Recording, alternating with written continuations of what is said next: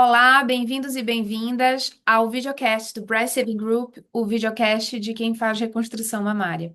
E hoje eu estou aqui com uma honra enorme, que é falar do nosso primeiro artigo, que é fruto do nosso grupo, e aqui comigo para conversar sobre ele, ninguém mais, ninguém menos do que a idealizadora e a nossa pesquisadora principal autora do artigo, que é a Lígia Teixeira, que já é conhecida como o grande nome, né, na oncoplastia brasileira, com essa técnica específica. Talvez a que tenha maior casuística no Brasil a respeito dessa técnica. E esse artigo é um artigo inédito que foi publicado pela Mastology, uma revista científica brasileira, que vai falar sobre a reconstrução mamária imediata com a técnica de mini flap de grande dorsal por uma técnica de short incision. Lígia, muitíssimo bem-vinda e estamos aqui para ouvir todos os detalhes técnicos e todos os desafios desse que foi a construção desse paper. Oi, Camila. Nossa, quanto tempo nós esperamos, né, por esse momento de estarmos aqui Demais. apresentando um videocast sobre um artigo nosso, né, publicado. É, esse artigo é como se fosse um filho, né, para a gente. A ideia dessa técnica, ela vem de pelo menos uns 4, 5 anos atrás, e ela surgiu da necessidade que eu acredito que é compartilhada por muitos colegas mastologistas no Brasil e em países semelhantes ao nosso, que foi a dificuldade na disponibilidade de prótese de silicone para reconstrução em pacientes do SUS, né? E quando eu retornei a Maceió e comecei a realizar a reconstrução mamária na Santa Casa, eu fiquei apavorada, porque eu sabia fazer a reconstrução com prótese, mas não tinha prótese para reconstruir.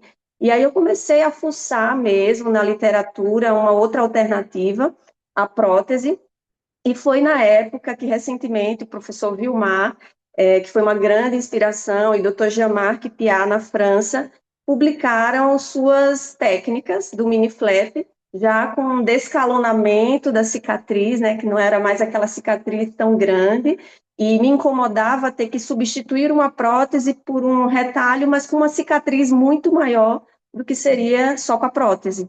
E fiquei apaixonada pelo mini flap do Jean-Marc, do Vilmar, e comecei a reconstruir as mamas há 5 anos com o mini flap, com a cicatriz reduzida, mas ainda era uma cicatriz que me incomodava, não era a altura de uma adenomastectomia com prótese.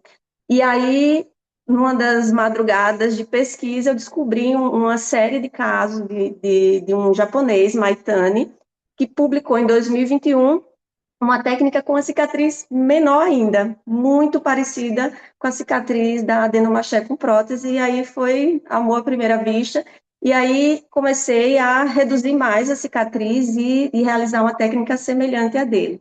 Então, a ideia da técnica surgiu de uma dificuldade, né? E também tive assim, o privilégio de ter tido pessoas que vieram antes e nos entregaram, né, de bandeja, que colocaram o tapete para a gente passar já com uma técnica, com uma entrega estética melhor. A gente sabe que a maioria das reconstruções do mundo inteiro e no Brasil ainda é realizada com prótese de silicone pós-mastectomia, mas vem surgindo aí uma tendência no mundo, com publicações em vários países, principalmente europeus, com a reconstrução imediata, com tecido autólogo do grande dorsal enxertado. São vários caminhos que, a partir da tua fala, dá para a gente seguir, né? Eu acho que da dificuldade técnica, da tendência à reconstrução sem a prótese, como uma estratégia imediata. Mas eu queria ir nessa primeira, que é justamente assim: você partiu de técnicas que já tinham alguma sedimentação, né? Já não eram técnicas tidas como experimentais, já tinham um volume grande de cirurgias realizadas, que foi a técnica do professor Vilmar e a técnica do professor Piat, e partiu para essa diferença técnica, né, que é a redução da, da cicatriz. E nesses 10 casos, que foram os teus primeiros 10 casos, né? A tua casuística já avolumou muito desde então. Me conta quais foram as principais dificuldades que tu encontraste para fazer justamente esse descalonamento de cicatriz, né? Tu usaste algum material diferente?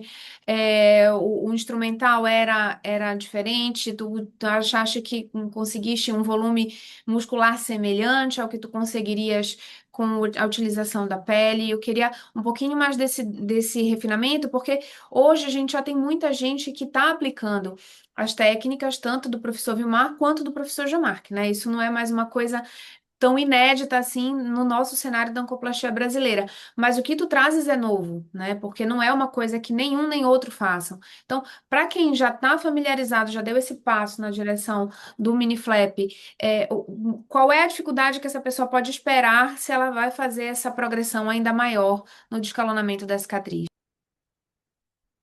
Ao descalonar a cicatriz e ao tirar, eu acho que a técnica do professor Piá, ela é perfeita, porque ele tira uma ilha de pele, mas é uma ilha de pele muito pequena também, e ele acessa diretamente o pedículo, justamente naquela região mais alta da ilha de pele dele, cai em cima do pedículo. A grande dificuldade da Técnica técnica, muito elegante, né? Uma técnica muito muito assim, elegante. vê-se que é uma pessoa que já realizou centenas de casos para aprimorar a esse ponto. Eu não tinha acesso a essa nova técnica do mini flap do professor Piá quando eu comecei a fazer quase 4 anos atrás. Eu falei, não quero cicatriz, não quero ilha de pele, porque eu estou fazendo nipple sparing mastectomy em mamas pequenas, então eu não preciso de pele para repor. Então não faz sentido eu tirar a pele e descartar. Então eu queria uma reconstrução não miocutânea, um retalho muscular, não precisava de pele. Então E a quando a gente. ideia era tirar Não, desculpa, pode falar. A ideia era tirar a pele da jogada. E Só é que aí, justamente porque quando a gente pensa, desculpa te interromper de novo, mas quando a gente pensa no volume que a gente consegue com essa técnica do mini flap, a gente vê que a pele ela acrescenta muito pouco no volume que a gente dá para essa mama, né? Então a facilidade diferente da diferente do técnica passo do mini flap clássico e da do mini flap Vilmar. do Dr. Vilmar, exatamente. Mas nesse caso especificamente, a vantagem que dá você tirar a pele é justamente o acesso às estruturas que você vai ter que preservar, né? Não tem função nenhuma ali de usar a ilha para volumizar, para nada, né, Lígia? Exato. Então, a grande dificuldade de não tirar a ilha de pele é acessar o pedículo e acessar a parte mais distal do músculo grande dorsal, lá perto da crista ilíaca. Os meus casos, eu fiz todos esses 10 casos da série com a paciente em decúbito dorsal, com o membro abduzido. Eu não utilizei aquela mão, aquele posicionamento do braço que o professor Piau usa. E já passei a usar recentemente, porque eu percebi que faz toda a diferença no acessar a parte mais distal do músculo. O pedículo continua sendo uma grande dificuldade, é um sofrimento até, assim, os primeiros casos foram muito mais difíceis, era algo muito novo para mim, mas continua ainda sendo desafiador de isolar o pedículo sem retirar a ilha de pele, mas possível, né? E considerando que a gente faz uma cicatriz muito semelhante ao tamanho de uma cicatriz de uma cirurgia por vídeo, laparoscopia ou que seja por robótica, a gente consegue entregar a mesma cicatriz por uma técnica convencional, sem mudança de decúbito da paciente. Eu acho que é o grande, por mais trabalhosa e tecnicamente difícil que seja, no final sempre vale a pena. Mas tem essa grande dificuldade que eu ainda tenho até hoje, é na identificação do pedículo, porque a gente não isola o pedículo do tronco do grande dorsal inteiro. A gente isola aquele pedículo, aquele raminho que vai direto para o dorsal, exatamente igual ao que o professor Piat faz. E a experiência que eu tive de ir lá na França mudou completamente, facilitou muito mais o meu trabalho com essa técnica, sem dúvida. E quando a gente olha os resultados que tu tiveste resultados muito satisfatórios, né? Tanto do ponto de vista da equipe e também do ponto de vista das pacientes. Qual que é a média que tu consegues colocar de volume nesse músculo com essa técnica? Tu percebes diferença entre o volume que tu consegues com essa e o volume que tu consegues com a técnica convencional de mini flap, a la PA, ou não? É exatamente o mesmo volume, eu não tenho diferença de volume do enxerto. A diferença que eu tenho é da minha curva de aprendizado, desde os primeiros casos, onde eu tinha muito mais receio de enxertar volume, e eu tive um cut-off que foi conhecer o professor Jean-Marc Piat e a forma como ele faz. Desde esse dia que eu tive lá, eu comecei a enxertar muito, um volume muito maior de gordura que eu tinha um certo receio antes. Então, tem antes e depois de piar essa técnica. Então, os primeiros casos eu tinha muito mais receio, tanto na lipoaspiração quanto na lipoenxerto. Então, os primeiros casos eu injetei volumes menores.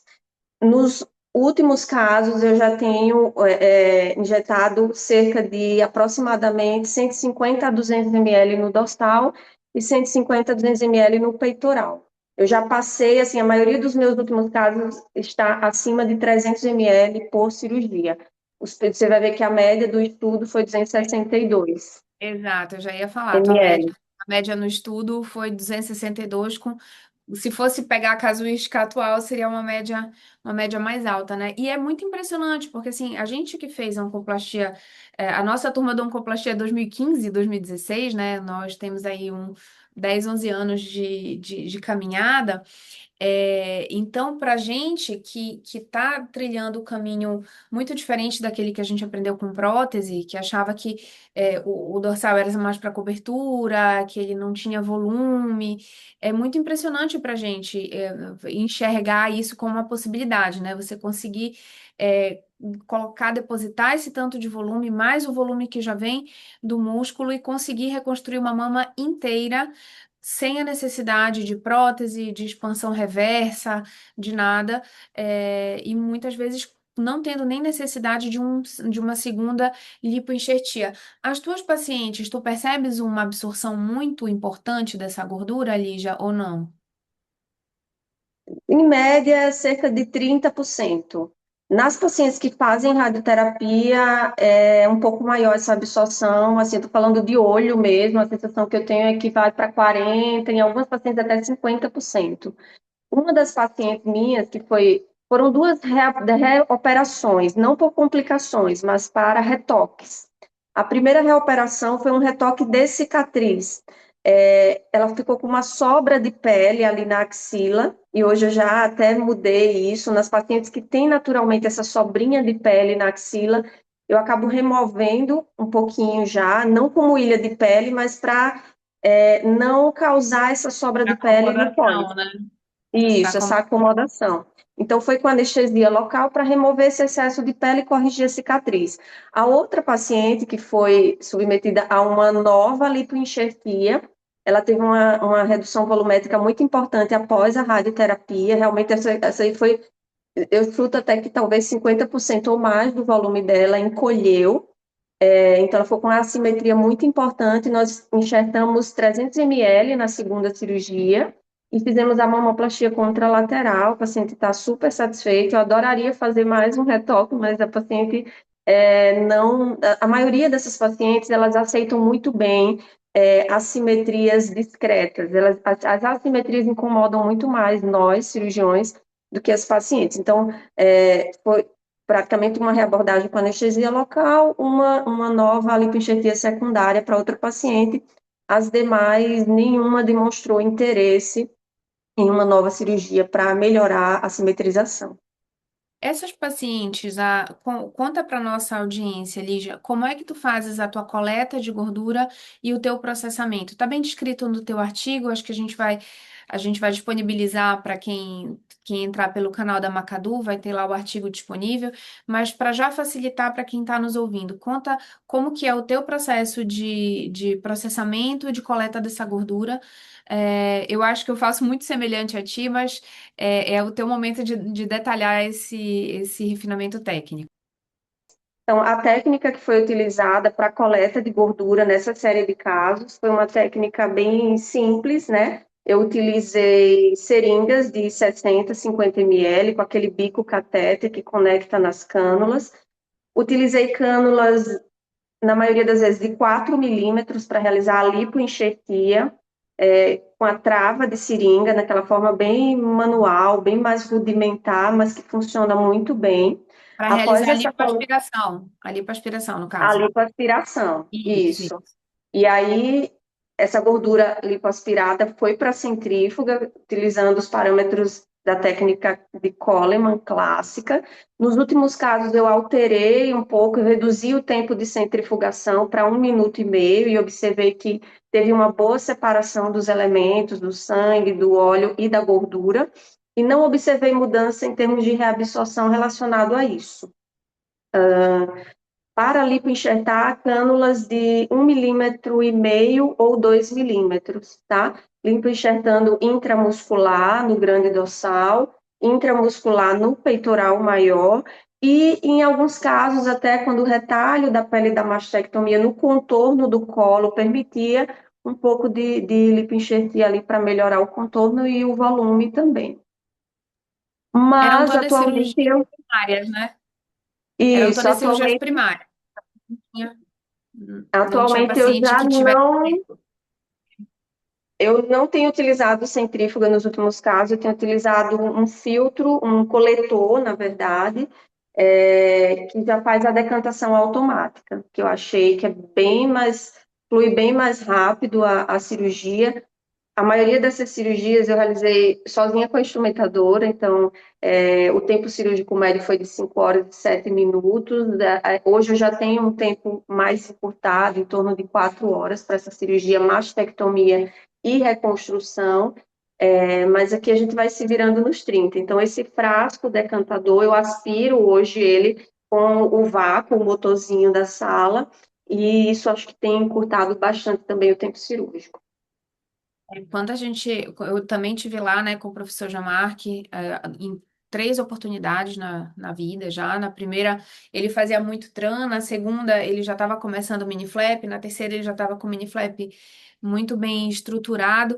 E é impressionante o tempo cirúrgico que eles conseguem, porque eles têm um tipo de estrutura que a gente não dispõe, né? Eles fazem lá a técnica com a centrífuga, mas é uma centrífuga diferente que eu nunca vi aqui.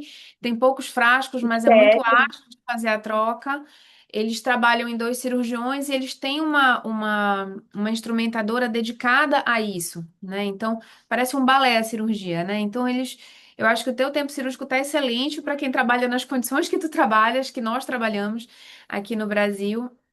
E se a gente pudesse ter esse nível de estrutura e dedicação, com certeza também esse fator se assemelharia muito aos que ele tem. Tu não chegaste a utilizar em nenhum desses casos alguma tecnologia tipo One Step, não, né, Lígia? Não, não, só Rap, centrifugação rap, simples, nada.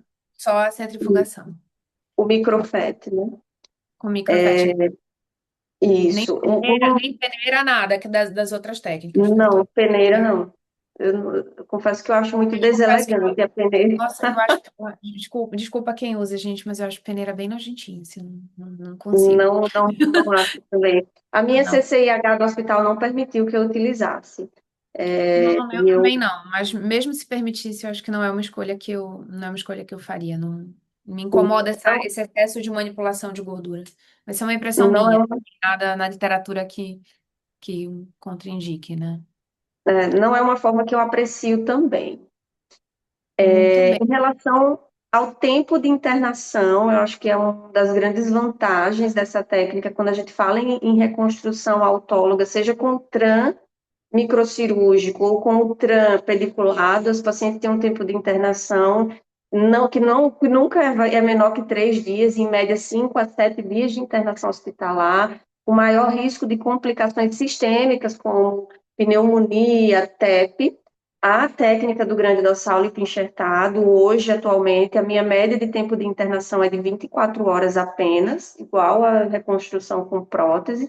Então, acho que em termos de custo-efetividade hospitalares é excepcional. Não vejo necessidade de mais do que isso. Num dos casos do início, eu deixei 48 horas, talvez acho que o primeiro, porque eu tinha um certo receio, mas ganhei muita confiança nos casos seguintes, não vi nenhuma complicação, que seria resolvida aumentando assim esse tempo de internação. E a morbidade que a gente vê no pós-operatório é mínima, né? Morbidade muito Mínima. baixa, mínima. Os pacientes, mas parece que não operaram, assim. Parece que quando você faz uma reconstrução com prótese, a paciente tem muito mais morbidade, muito mais dor, muito mais dificuldade de se movimentar nos primeiros dias do que quando a gente faz mini flap. Nenhum caso de TEP, nem de embolia gordurosa, que é um grande receio que muita gente tem de fazer enxertia intramuscular. O professor Jamarque também não tem nenhum caso relatado de embolia gordurosa. Então, assim, do ponto de vista de lipoenxertia intramuscular, acho que a gente não precisa ter esse receio com a técnica.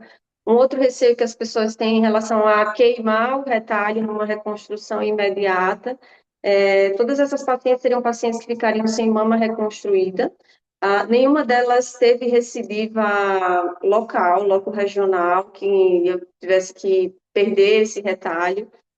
O risco de recidiva atualmente de pacientes tratadas adequadamente é mínimo. É óbvio que eu não realizo essa técnica em pacientes com doença localmente avançada, metastática. Eu seleciono um pouco melhor esses casos, no máximo pacientes estadio 3, com boa resposta a quimionel. Paciente que não tem boa resposta a quimionel, que progride na QT, não costumo indicar essa técnica, porque são pacientes com maior probabilidade de recidiva precoce, da necessidade de um retalho para cobertura. Então, selecionando bem essas pacientes, eu acho que a gente não precisa ter medo da recidiva e medo de não ter o que utilizar diante de uma recidiva. Acho que a gente hoje tem uma disponibilidade de técnicas, uma variedade de opções alternativas, inclusive, ao retalho do grande dorsal, mesmo diante de uma recidiva que vai ser muito rara. E a maioria das pacientes que evoluírem mal, que recidivarem, elas também vão ter doença sistêmica, que vai ser a protagonista dali em diante, não vai ser o tratamento loco regional, nem a reconstrução. É muito bonito a gente olhar para trás, né, e ver como a gente hoje já tem um arsenal tão mais robusto de opções para tratar os casos de recidivas locais, né? Não somente para Exato. fazer as Eu não reconstruções. tenho esse receio. Eu acho que a gente não precisa ter esse medo de usar na reconstrução imediata. Uhum. Eu acho que isso era um tabu, né? Uma lenda urbana que nós tínhamos, não vou usar, vai queimar, vai que absurdo, vai. Vai Diferente de, queimar. exato, diferente de você usar um retalho tão nobre para reconstruir uma cirurgia conservadora. Isso aí já é um outro cenário que É, eu já, eu também não aí eu, considero como aí estratégia. eu, eu acho um exagero. A gente tem lipoenxertia, tem técnicas de compensação De retalho geométrica, glandular que a gente tem retalhos que possa. glandulares, Uhum. loco-regionais. Então, acho que mexer no dorsal é muito sagrado para ser utilizado numa quadrantectomia. Isso não, mas pós-mastectomia eu acho que é uma excelente opção para pacientes do SUS que não têm prótese disponível, que ficariam pelo resto da vida sem a mama reconstruída, para pacientes que não desejam o uso de implantes, pacientes que têm doenças autoimunes graves, que têm receio de utilizar corpo estranho, e pacientes que já utilizaram prótese e a prótese falhou, principalmente por contratura capsular pós-radioterapia. Então, o dorsal lipoenxertado sem cicatriz, com ilha de pele, eu acho que é a indicação mais perfeita dele. Salvamento de reconstruções que falharam com implantes, sobretudo com contraturas capsulares pós-radioterapia. E assim, quem acessar o artigo vai ver a qualidade de entrega de resultado estético, que é muito impressionante. Eu tenho alguns casos dessa técnica já realizados. A minha casuística é muito menor que a da Lígia, mas eu posso falar que, assim, são as pacientes mais satisfeitas que eu tenho em relação à reconstrução de mama. Porque, especialmente quando é uma paciente que não tinha esse intuito antes de fazer uma modificação estética da mama, o resultado, muitas vezes, você não consegue diferenciar a mama que foi tratada de câncer da outra mama que continua sendo a mama nativa da paciente. Então, é realmente muito, muito, muito impressionante, muito satisfatório o que a gente consegue obter. Por último, Lígia, eu queria que tu falasses um pouquinho mais sobre os desafios de fazer ciência no Brasil, né? Isso é um desejo nosso desde o início do Breast Saving Group, com o desafio de que está cada uma num lugar, né? Cada uma num ponto do Brasil, então é, cada uma tem a sua particularidade, a sua peculiaridade local, e conta como é que foi da elaboração desse tema, né, da ideia inicial até a publicação do artigo, porque eu acho que isso é importante, porque como a gente tem várias etapas, acaba, eu acho que muita gente desenvolvendo técnicas autorais, às vezes variações técnicas que são importantes, que dão desfechos melhores, mas que a gente desconhece porque a gente não consegue, essas pessoas não conseguem acessar os meios de publicação. Então, conta um pouquinho mais para a gente encerrar nossa conversa, que eu acho que faz todo sentido a gente tratar desse assunto também. Sem dúvida. O caminho ele é árduo, isso não é segredo para ninguém no Brasil. Nós não temos uma cultura de serviços estruturados, com banco de dados, com secretárias que cuidam de tudo isso para nós. E a gente que opera não tem tempo de ficar fazendo planilha. Então, realmente é um desafio extremo. O caminho, a ordem natural das coisas é que você elabore a sua ideia. E não se pode fazer nada, assim, publicar um artigo ou fazer nada de acordo com as normas brasileiras sem uma aprovação do Comitê de Ética da Plataforma Brasil, que no passado cada instituição tinha seu próprio comitê de ética. Você, por exemplo, submetia a universidade aí da sua cidade diretamente lá no comitê de ética, e atualmente não funciona mais assim. Está centralizado na plataforma Brasil e você precisa encaminhar isso online, né?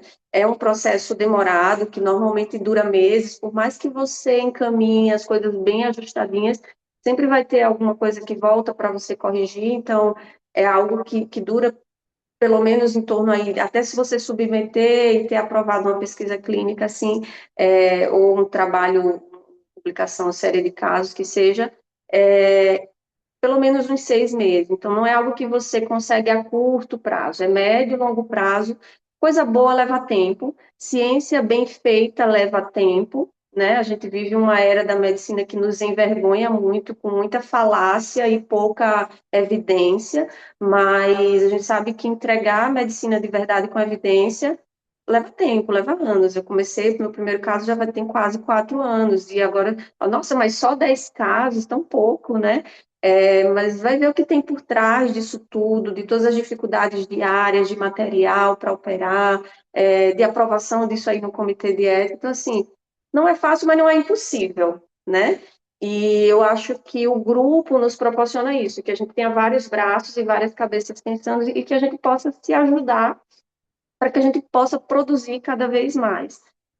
Nossos sonhos são sem limites, né? Quem tem limite é o município. Nós planejamos muitos trabalhos, inclusive multicêntricos, sabendo da grandiosidade disso, mas da grandiosidade do trabalho que também isso vai nos custar. Mas eu acho que não tem outra forma da gente. Eu acho que a gente precisa ter as nossas casuísticas. Nós somos uma população muito heterogênea, digamos assim, e diferente dos americanos, dos europeus. Então, acho que o máximo que a gente puder retratar da nossa realidade é válido, mesmo que pareça que são pequenos feitos, mas que, na verdade, isso foi um trabalho de anos, com muitos desafios no caminho, mas que está aí, está pronto. Não foi fácil, mas não foi impossível. É isso, os atalhos geralmente levam a caminhos errados, né? Então, Exato. não tem atalho para andar pelo caminho certo.